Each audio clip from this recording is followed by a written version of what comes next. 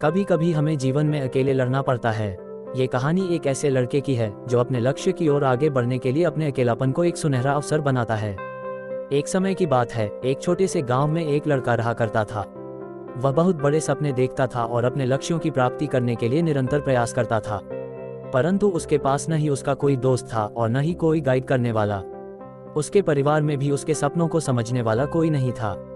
इसलिए उसे लगता था कि वह अकेलेपन की जंजीरों से कब बाहर निकलेगा और अपने सपनों को कब पूरा करेगा। फिर भी उसने निरंतर प्रयास किया और अपनी आत्मविश्वास की आवाज को बुलंद किया। उसकी इच्छाशक्ति और संघर्ष ने उसे सही दिशा में आगे बढ़ने की शक्ति दी। एक दिन उसे अपने गांव के बाहर एक पुस्तकालय का पता चलता है। वह आश्चर्यचकित हुआ क्योंकि उसे पहले कभी ऐसी जगह नजर नहीं आई थी। धीरे धीरे उसने उस पुस्तकालय के दरवाजे पर कदम रखा।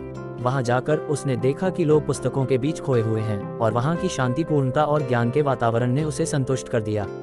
अपनी उत्कृष्टता को पहचानते हुए उसने ये निर्णय लिया कि वह पुस्तकालय में समय बिताएगा।